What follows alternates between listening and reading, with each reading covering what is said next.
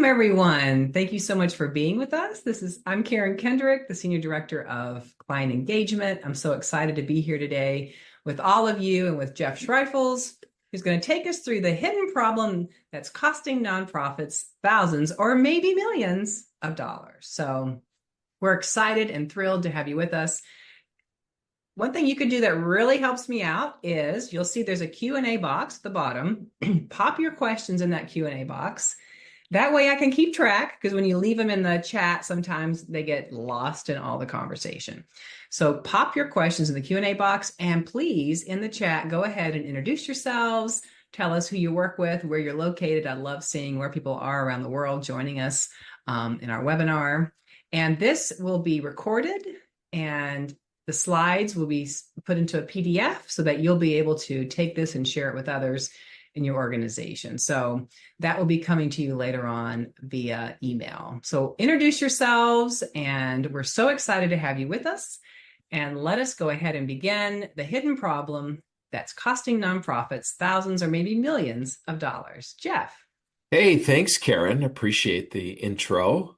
And welcome, everyone. I'm really excited to do this webinar because it's one of my favorite, because it really, if you think about it, it's one of the origin stories of Veritas Group and how we started and what we focused on. And I'll be able to take you through an actual assessment that we do during the course of this webinar.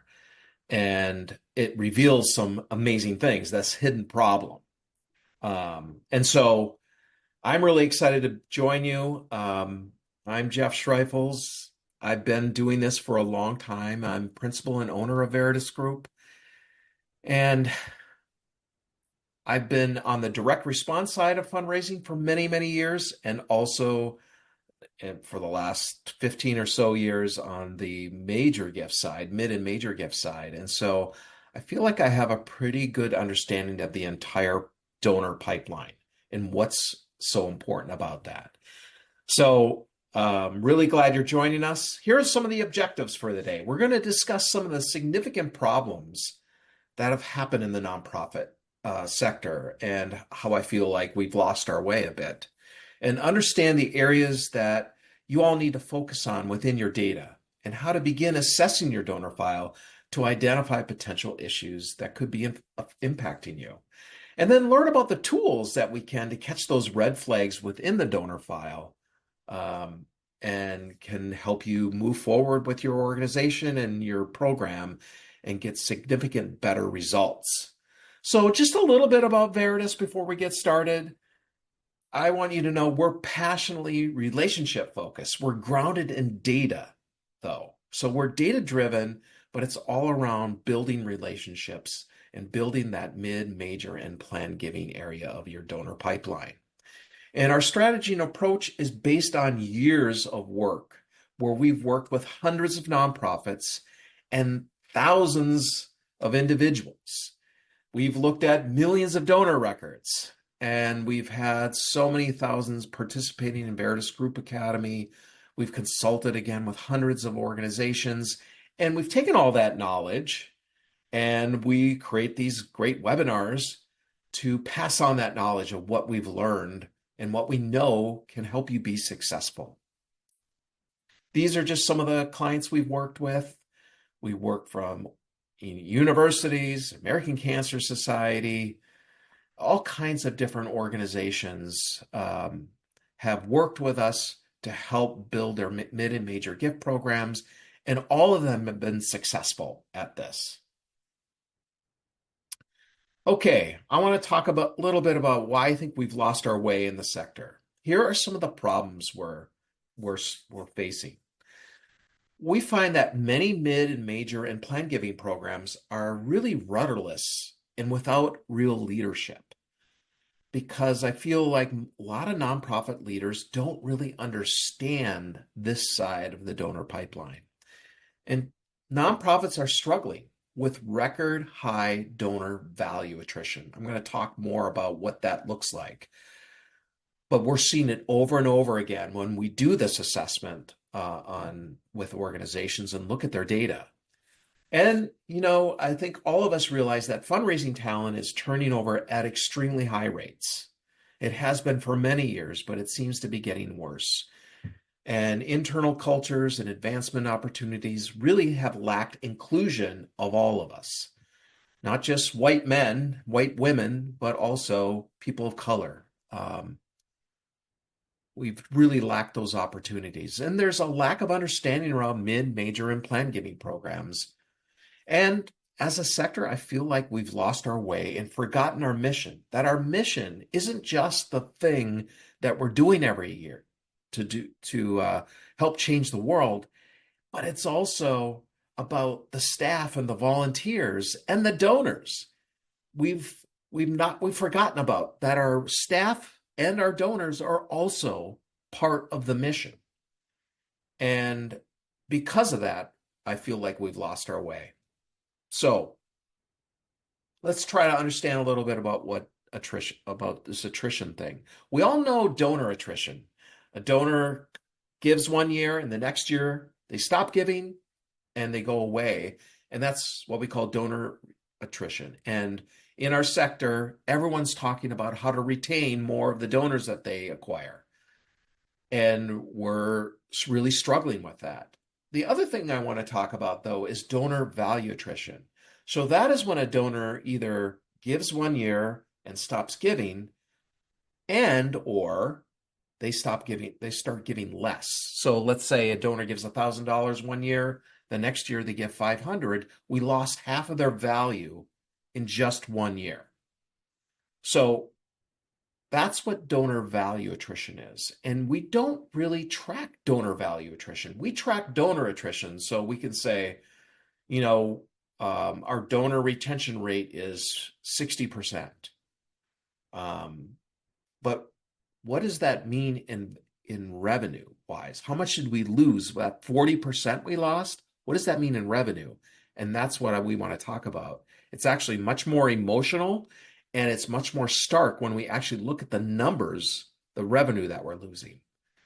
In donor retention, as you all know, it's been going down and down and down across our sector. The commercial side seems to have that figured out a lot better than we do on the nonprofit side, but donor retention has been continuing to go down. And you see all kinds of webinars, you go to conferences, everyone's talking about how do we do a better job of retaining donors? Well, I want to also talk about how do we do a better job of retaining value? So here's an example of that. Here's one portfolio of 150 donors, and in year one, this portfolio of donors brought in $1.9 million. Really nice, healthy portfolio. But by the end of year three, the same donors that were giving in year one were now only giving $584,000, or we lost almost 70% of their value from year one to year three. So that's a huge amount of revenue we lost. So 70% is $1.4 million from one portfolio. $1.4 million. That's a lot of money. Here's another way I want to look at it. This is just looking at a mid and major gift program overall. And let's concentrate here on view number one.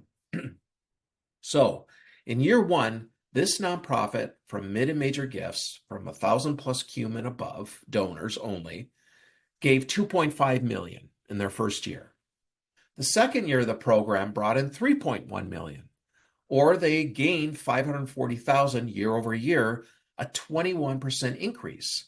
So, I mean, if you're the executive director or the development director, you're feeling really good about this growth. 21% growth year over year. I think we'd all be doing cartwheels down the hallway, right? But what we like to do at Veritas is kind of peel the onion back a little bit and look at this number in view two and find out those donors that gave in year one, what did the same donors give in year two? And what we found is we lost 49% of their value from year one to year two. The same donors, the donors that gave 2.5 million, the next year only gave 1.3 million, or we lost $1.25 million in 1 year. The only reason the overall program grew is because new donors came in at the 1,000 plus cum level at a rate of 1.8 million and masked the behavior of the donors that left in year one. So that's where you saw the growth, and yet we saw a huge amount of revenue loss from those donors that gave in year one to year two. Now, the thing is that most nonprofit leaders don't even know this is happening. This is the hidden problem. We're only looking at year over year value. We're not looking at the same donors year over year over year to see how those donors are being retained and their value being retained. And so that's one of the things we need to focus on. Here's another example of an organization. They had $20 million in revenue in year one, and by year three, they grew to 23.3 million in revenue. That's almost 17% growth over 3 years. So not bad. So 17% growth. Now, this is basically how the leadership of the organization is looking at the strength of their major gift program. But when you peel back that onion again and you look at each year of donors that are coming in, you'll notice that individuals, if we focus on individuals that year, they gave 10.5 million. By year three, they were giving 7.5 million. So we lost, over about 30% of their value. Then the next class of donors in year two at 3.1 million, the next year they gave only 1.7 million. So we lost 44% of their value in 1 year. And then you could see from organizations something very similar going on. So from year one to year three, when you put all individuals and organizations together who gave over 1,000 plus cum for this organization, they lost $9.1 million to value attrition. Now remember, I'll go back, they grew overall by 17%, okay? But they lost 9.1 million to value attrition. Now, when we presented this information to the executive director, of course, his thought was, one, I had no idea, and two, what if we could recoup like half of that revenue that we lost? That's another at least 4.5 million that we could use for a program. What's going on? That we need to look at how can we retain more of this value. Some of the other things we found in the file, and we see this all the time in our assessment, there are a lot of donors who are very loyal. So they're giving every year, right? So they're retaining, and we're not losing their value. They're giving about the same amount every year. But that's it. They're continuing to give the same amount. So you see this a lot in membership programs, arts organizations, where you see people giving 2,000, 5,000, even 25,000 every year. And when you see this, you realize no one's actually reaching out to these donors to see if they could give more. Because I can guarantee you that these donors who are giving $2,000 every year are most likely giving much higher gifts somewhere else because they're being asked to. And so a lot of times nonprofits look at this and go, oh, this is great revenue. Let's not bother the donor. Every year they get that $5,000. Well, there's an opportunity here. So why is all this value attrition going on? One of the big reasons is that we don't do a good job of telling donors what we've done with their gifts. We don't show them the impact. We don't know we don't tell them how they made a difference. So let's focus on the orange boxes here, because this is what a donor is saying to us. They're saying, hey, you made me aware of a problem and you asked me to help, and you said if I helped, it would make a difference. So I believed you and I gave what I could. That's a simple way of saying to a donor saying to us, hey, you made me aware, I gave, and you said you would tell me it would make a difference. Now an organization has two ways to go. They can either tell them they made a difference, or what most organizations don't do a good job of, They don't tell them they made a difference. So what happens is a donor goes somewhere else. And we all know, if you've looked at study after study and surveys from donors, the number one reason they stop giving to an organization is simply because they don't know what difference their gifts made. No one told them what impact they made. And so they go away. Now, if we can do a really good job of this and tell them that they made a difference, help them understand the impact their gifts are making in a very timely way, they're going to want to help again. And the cycle will keep returning because you're doing such a great job telling them what a difference they made. I want you to understand, I've shown this slide to thousands of people. And I've spoken at conferences and live and online. And a lot of times when I'm in live conferences, I can see people kind of like glazing over this because they've always heard this. Yeah, we've got to tell the donor, report back to the donor. Donors today need to know how their gifts made a difference. And then they just kind of move on. But the impact of this is huge. And this is where I want to pause just a little bit, because what we aren't doing in our organizations is understanding that an investment needs to be made to create an infrastructure within the organization to do the report back to donors. In other words, how has program and finance and the executive team been involved in discussions about how we do a better job of this, and not just left it up to you, the fundraiser, to figure out this piece. So this is really important that your organization really grasp this. I'm going to go back to that mission thing again. It's not just about what you're doing to make the difference. That's not the only thing that's in your mission. But if your mission was also your donors and your staff, you would do this right. You would do this well. You would spend the money and the resources necessary to close this loop for the donor. All right, here's some things to keep your eye on. So that you're serious about keeping your donors. You want the number of donors who give the same gift amount annually. You want to understand who are those donors who are giving the same every year. We want to track issues with the new money, like how much new donors are coming in that are masking the behavior of the old donors. And then you have too much focus on securing new money from new donors. So that was one of the things. If you go back to I remember the discussion with the organization where they were up 17%, but they lost 9.1 million.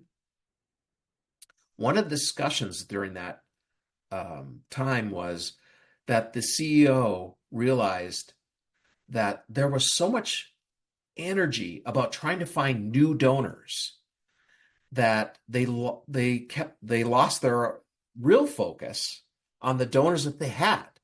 And because they lost their focus on the donors they had, that's why they saw that $9.1 million going away. So focusing too much on trying to find those other big donors somewhere outside your organization is a problem, because you have the donor assets right now to grow your mid and major gift program. And then again, those systems that don't support reporting on an impact. We'll hammer that over and over again, but that is so important because, again, this is the number one reason why donors leave organizations. All right, so let's talk about a healthy donor pipeline. This is what it should look like. From the minute the donor comes in and gives you that $10, $25 gift, that first gift, whatever the amount is, all the way up to they want to make their last estate gift to you. We should be making it as easy as possible for a donor to give to their heart's desire. And so that means we need to ask them for gifts. That means we need to remove any barriers that are preventing donors from moving up, and really try to look at the donor pipeline to figure out, do we have everything in place that makes it easy for a donor over time to make the gifts they want to make? So that could mean some of the barriers that I've seen. Some organizations, they don't have a mid-level program, or they have a very fledgling major gift program. Or on the other end, we see organizations that have had a long established major gift program, but they don't really have a new donor acquisition program. And so donors aren't moving up into the pipeline because they're not acquiring new donors at all. They don't have a plan for that. Other barriers are like internal barriers that we create. So for example, we see a lot of organizations that have membership programs. Well, membership is really a strategy to acquire and to cultivate donors. It's a great strategy. But what organizations have done is created a department out of membership. So literally you see a membership team and then a philanthropy team within the same organization. And members they're donors. They think of themselves as donors, and they're also members. But we've created these separate categories. And so what happens is you create separate KPIs for the internal membership team, then the philanthropy team, and then donors who are giving more and more now want to move into mid and major gifts. The membership team like, hold on now, you can't have my donors.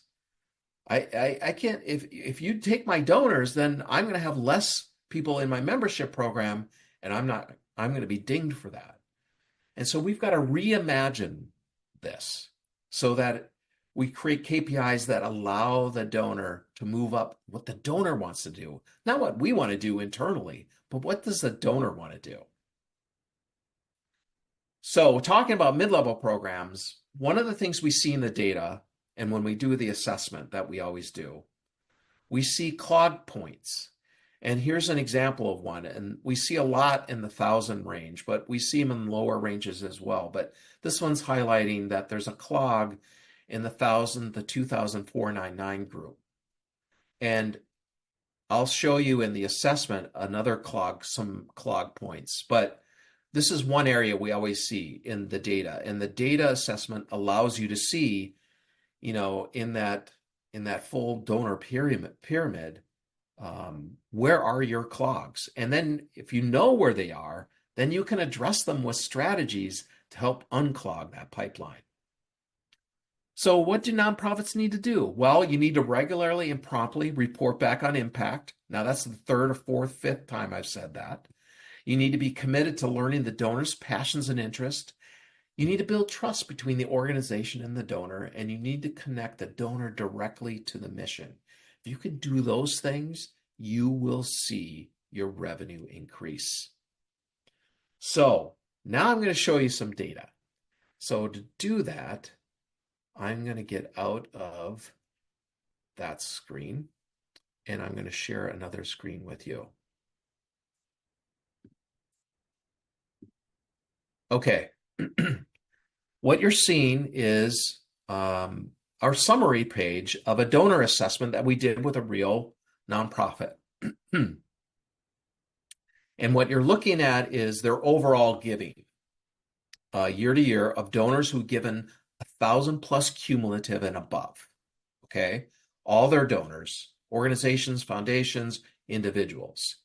And you can see from 2017 to 2020, they grew by over 44%, 7.3 to 10.5 million. So that's, pretty decent growth, about average on 10% a year. Now I want to focus on just individuals by class year, meaning I want to focus on these donors in 2017 that gave $5.7 million in total, and then track those same donors over time. So from 2017 to 2020, by now in 2020, the same donors were giving 3.9 million, or we lost 32% of their value. Then we looked at the class of 2018. These were new donors that hit the 1,000 cum mark. That was 2.4 million. By 2020, those same donors were giving 1.4 million, or we lost 43% of their value. And then you look at the class of 2019 that gave almost 2.4 million. They gave 1.4 million just the next year, and we lost 38% of their value in just 1 year. So this is what you could see. This is the donor value going away year over year over year. And this shocked the organization because you remember they grew by 44% overall, but overall they lost $4.1 million to value attrition. And they said the same thing. What can we do to help shore that up so that we could at least recoup half of that? So one of the things then we looked at was their donor pipeline. Remember those clogs I was talking about?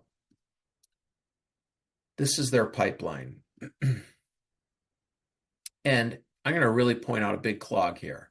So in the 1,000 to 4,999 group, they have 4,000 donors that give $6.7 million. So it's a big organization. Look overall, they have over $500,000 and $48 million, almost $50 million in giving.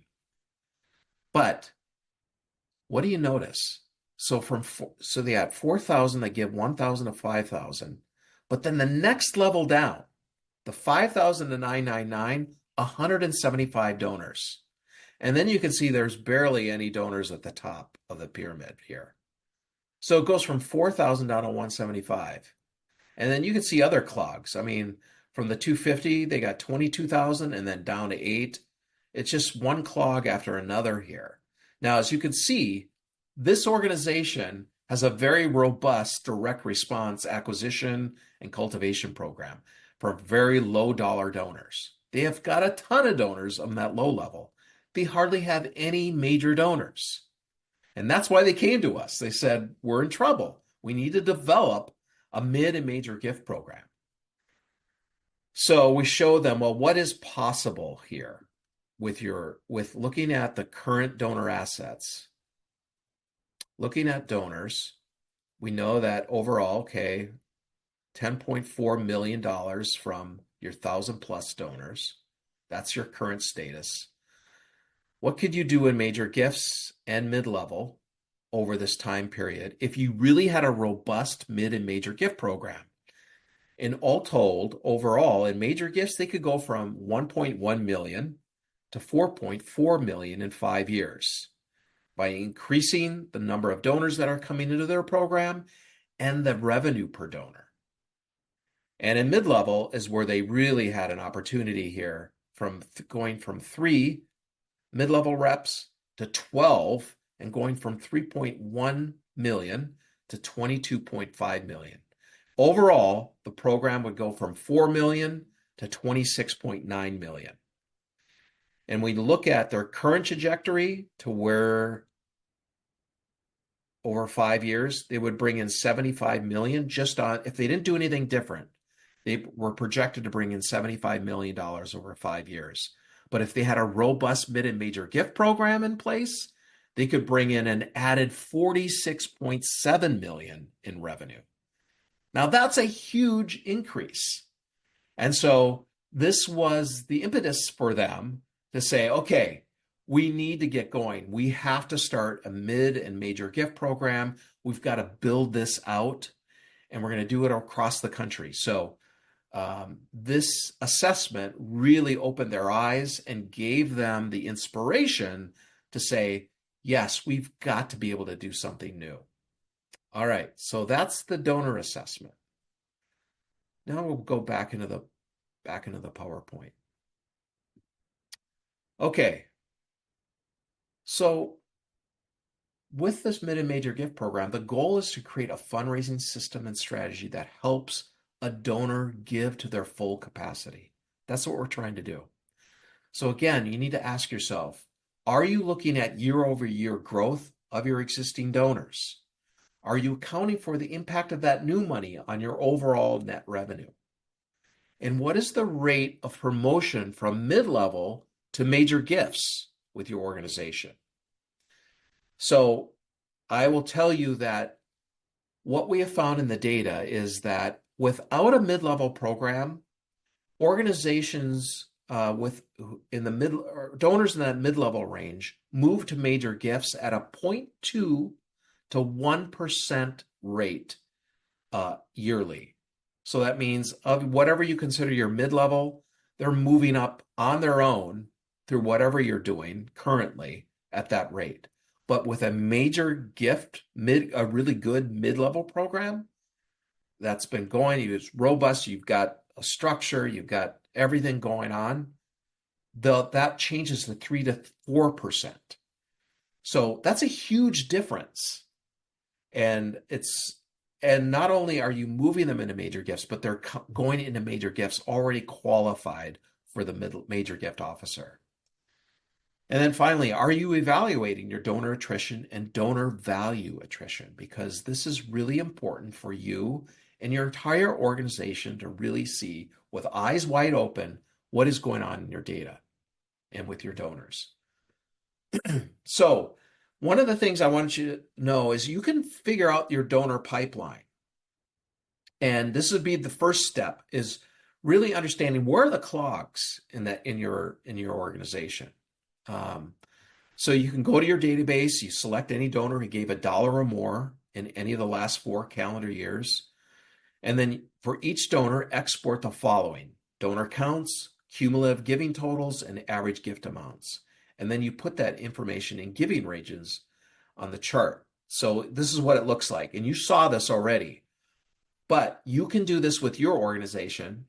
So you can see, where are these clogs? And you can see, again, it's a little bigger now, but 4,000 donors giving 6.7 million, and then boom, 175. And then down to 82, then 12, then 7. Huge. So this, as you can see, very small, or to little to nothing as far as major gifts here. But this is what you want to be able to look at. And you can see all the other clogs too. And on your direct response side, you'll be able to address those clogs. Why is it that we went from 82,000 million or 82,000 donors and the next level is only 31,000? What are we doing? How can we move them up through the pipeline? So every healthy mid, major, and planned giving programs happens when all the functions of donor acquisition, cultivation are fully functioning and effective. That donor pipeline has to be easy. It has to be easy for the donor to move up and do what they want to do the most effectively. So what does a healthy organization look like? Well, everyone at the organization sees the donor as a partner. Gift officers seek out and learn the donor's passions and interests, because that is what it's all about.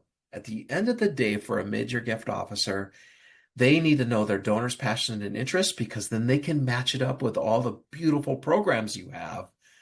And when you do that, the donor wants to give bigger and bigger gifts. You have a system that's been created to allow the donor to reach their full potential. And then you have an organization and gift officers reporting back promptly on the impact of a donor's gift.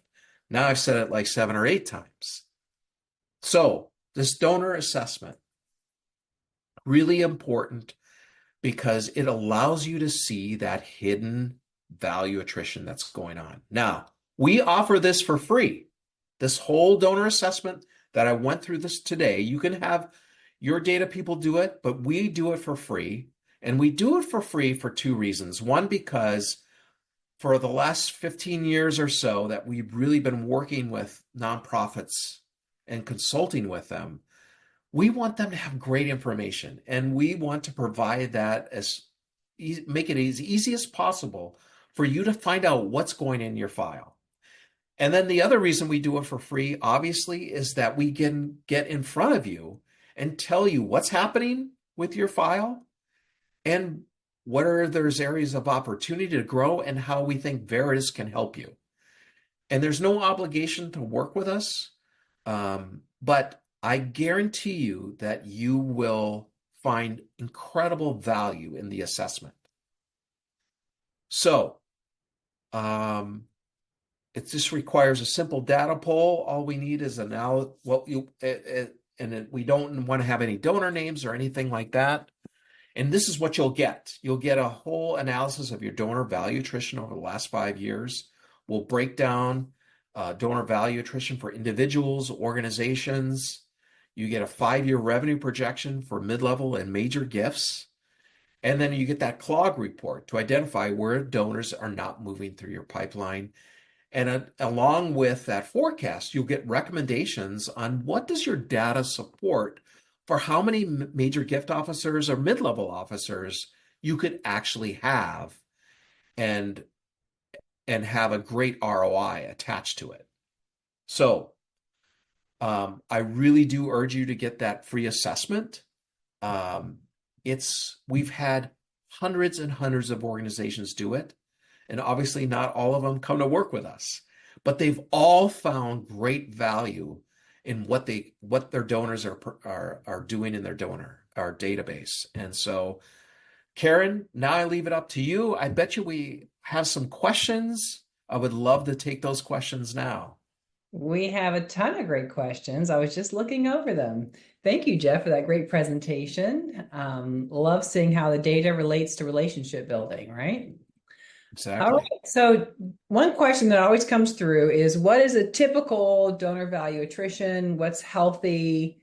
What's the Yes, best you've seen that's a out there? very good question. So what we like to see is no more than 15, some maybe 20% overall of value attrition over those 4 to 5 years. We've seen it as low as 5% and as high as 85%. So, we know there's always going to be some attrition going on. And so anything over 15 to 20% is too much in our opinion. Kind of along that here from Allison. She said, what's the best attrition, donor value attrition value you've seen? I'm sorry, I'm going back and forth. But did those organizations do anything extraordinary aside from reporting, thinking, asking, like I think, is there a magic bullet? Like, what are folks doing that lowers that donor value attrition the most? Yeah, because we see it with the clients that actually come on board with us. So what we typically see is organizations somewhere in the 40 to 60% value attrition rates. And then after where they work with us, that goes way down to 6 to 10%. And so you're saying, okay, how did that happen? Here's how it happened. They had a real structure. So they put together a structure. We help them put together a structure for the mid and major gift programs. So that structure looks like only working with 150 donors that are qualified in a portfolio of major gifts. It's 600 for mid-level. In major gifts and in mid-level, we tier these donors A, B, and C. For major gifts, we create a revenue goal and a plan for every donor. In mid-level, we create a plan for every tier. We have a communication strategy for every donor in major gifts and a communication strategy for every tier in mid-level. So for over the 12-month period, the fundraiser knows exactly what they're doing with their donors.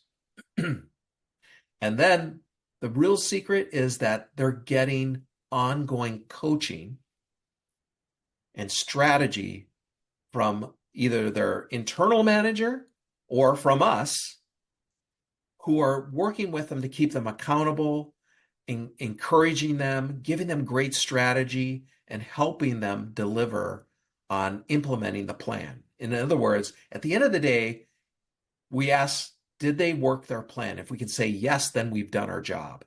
And so when we do that, Karen, and they do all the other pieces of reporting back, impact, thanking well, getting in front of the donor and really understanding the donor's passions and interests, because we're built that structure I just talked about allows them to develop really incredible relationships.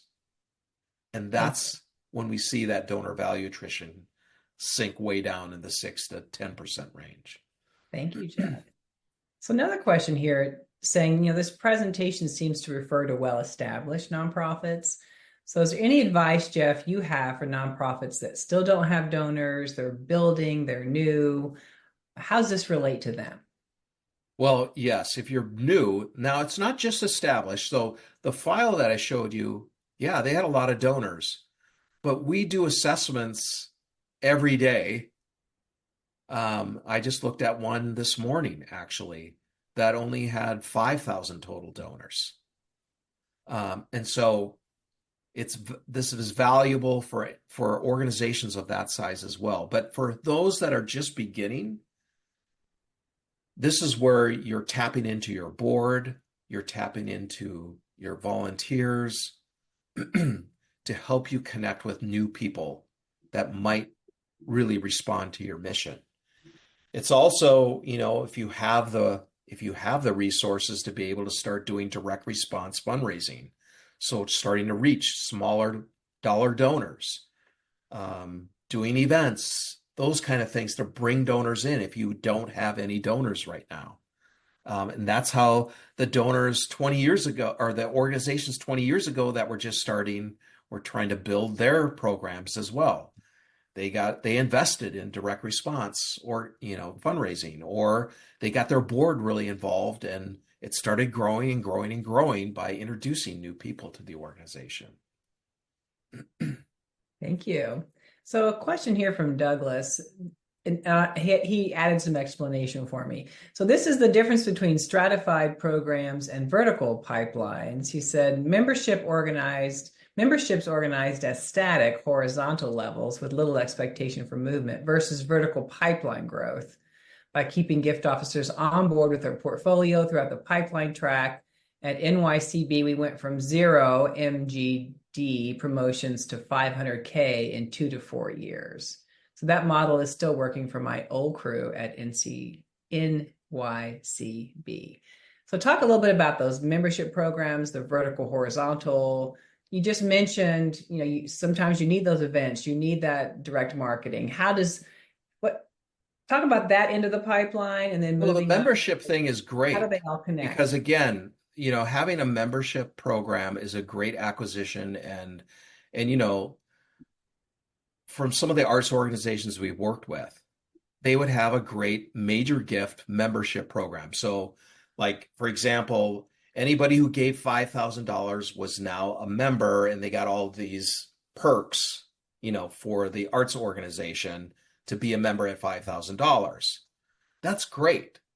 And so the membership, team was all about making sure they delivered on the perks and, help that donor feel good, that member feel good about things within the organization. But the problem is that they only thought about that person as a member. And so when you look at the file, these people, were on the file for like 20 years, giving the same amount because that was the membership level that they got them on. And so they never gave any more.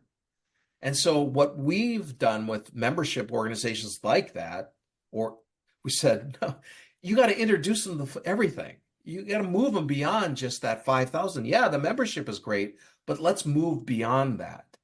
And so introducing them to the full breadth of what you're doing in the organization, why you need more than their 10,000 membership gift or their $5,000 membership gift is so important. So the problem with a membership only program is that it becomes this isolated part of the overall program, and it gets out of hand. It becomes a monster that you're not actually allowing those donors in that membership program to do more and to engage in a bigger way in the organization.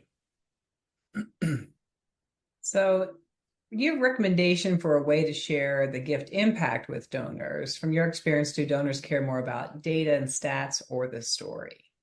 How do we sort of gather It's all of it. It doesn't need to be a 4-page, end of year impact report. It can be a 1-pager. It can have some stats. It can have a lot of stories. It could be a video you send to a donor that said, "Hey, I know you gave to this water well, and you take a video of the water flowing out of that well and send it to the donor." That's an impact report. The thing is to try to figure out in your organization, what are all the creative ways that we can show impact, and how can we get the program team included in this so that they understand that the work that they're doing, we need to track how many people we're serving. We need to understand the impact on the community that our programs are having and be able to actually look at how to do that so that we can report back to donors. So there are so many different ways to report back the impact and multiple times a year to do that. And it doesn't have to be expensive, but there does have to be this mindset within the entire organization that this is something we value as an organization because we know our donors need to hear it. Great. So I got some questions here that kind of relate from Leah. Yeah, both of them are from Leah. Great. Thank you for reiterating. So All right. adding staff is a great solution to boost fundraising, but Leah's saying, how does this whole system and structure work when you're a one-person shop?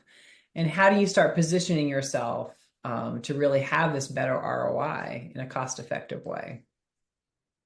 So yeah, I talk to a lot of development directors who are it. They say, I'm the only one there, or I got a staff of 2. How can I do this thing that you just told me?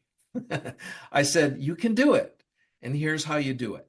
Every organization can have a major gift program. I don't care if you have 10 donors. You can still have a major gift donor or program. And the way you think about it is this. Of all the things that you're doing as the one-person shop, what percentage of your time can you devote to major gifts? So let's just say all you can do right now is 10% of your time. Okay, that's great. I know you got a lot of stuff going on. If you can devote 10% of your time, that means you can effectively cultivate only 15 major donors. And now remember, a full portfolio for major gifts is 150. So if you only have 10% of your time, that's only 15 people, 10% of that file. So, and you would tier them, you would create a revenue goal and a strategy for each one of those 15 so that you can stay on track and know exactly what you need to do with those 15 donors. Or maybe it's just 5 donors. Whatever that number is and however much time you have, you can start your own major gift program with that structure that I just briefly kind of went over, but everyone can do it. So last question here from Lisa. What strategies do you suggest to learn what donors' passions and interests are? Here's the number one strategy. Talk to them. That's the number one strategy. Try to talk to your donors and find out what they're interested in. This is what major gift officers are tasked to do every day. They're trying to get in front of their donor to figure out what are they passionate about, because once they know that information, they know they can bring specific offers to them that are going to inspire them to give much more than they have in the past without that knowledge. And so, yes, getting in front of the donor, talking to the donor, asking them, there's other ways. Yes, there are surveys you can do. You can do a donor survey and just find out what area of your organization they really like. When you do a thank you call, ask them, why do you support our organization? What is it about our organization and what we do? So you get an idea about that. And then as you get to know them more, you can find out, well, okay, so you're really passionate about, giving scholarships, but why? Why are you so passionate about that? And you get the donor to tell them a story about what happened in their life, that they were the recipient of a scholarship once, and it changed their life. And so now you know this information, and you can take that information and do such a better job of cultivating and engaging them. Thank you. Thank you very much. Anything else, Jeff? Some final words of wisdom. Wonderful job, you all, with your great questions. What do you want to close us out with, Jeff? I do really want you to take advantage of this donor assessment. That's why I left this QR code on here so long, because I know how it's helped organizations, whether you work with us or not. It's helped so many organizations understand what is going on with their donors, how their donors are behaving and what they can do to change that. And it's free and it's easy. So I really urge you to do that. But if you're not going to do that, that's cool too. I do urge you to go to our website. We have so many free resources for you. We have white papers, we have our blog, our podcasts, books, all kinds of things that we want to give to you so that you can do your work better. And so go to our website and look under our resources tab, and you'll see all kinds of stuff that you can download. So please take advantage of that. Great, thank you. So thank you for being with us today for this Yes. presentation. And as a reminder, you'll receive a recording of this webinar and copy of the slides via email tomorrow. And if you're ready to get started with your free donor file assessment, you can use the link that we've just shared with you. Remember, we don't ask for donor names or contact information. We have a whole system for you to quickly upload your data, and we could get started to really bring that fascinating feedback to you and your organization. So thank you so much, everyone. Thank you, Jeff. I hope you all have a wonderful rest of your day.